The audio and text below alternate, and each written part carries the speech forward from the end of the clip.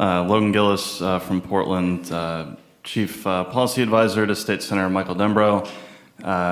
He has 2 different work group meetings in Salem today, so asked me to come and share his remarks. So please imagine that I'm a little bit older, quite a bit thinner, and have a beard.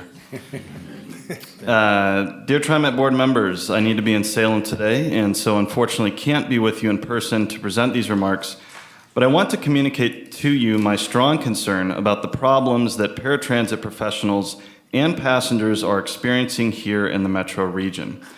I believe that Trimet needs to take this situation firmly in hand and exercise its responsibility over the way that services are delivered to people with disabilities in this region. I was a member of the Workers' Rights Board that heard testimony on May 17th. We heard deeply felt and very troubling testimony from workers and passengers detailing the serious problems that riders and drivers encounter with First Transit on a regular basis. According to testimony from Shirley Block, president of ATU 757, when she attempts to involve Trimet in addressing these problems, Trimet tells her that First Transit is responsible. If so, that is not acceptable. Trimet is, of course, responsible for the quality of the work and the actions taken by its contractors. It is Trimet's responsibility, not First Transit's, to define standards for paratransit service that actually meets the needs of disabled people.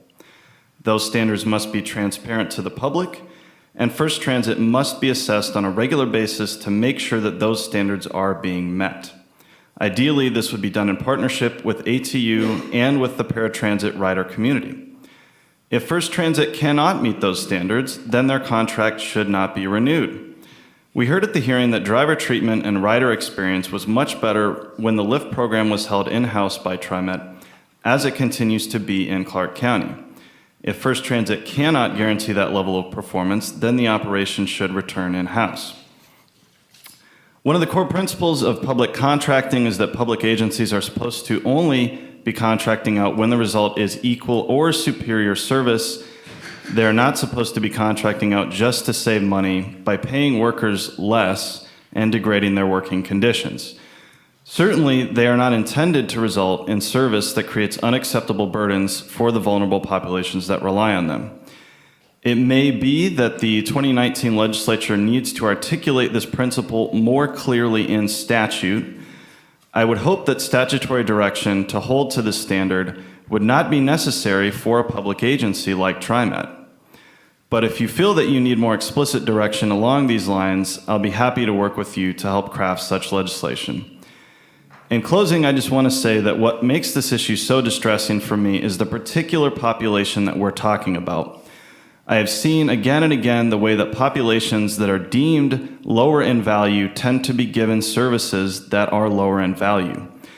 I am truly confident that Trimet does not think of Oregonians with disabilities in this way, but it is inevitably a perception that becomes internalized in the minds of those being treated this way.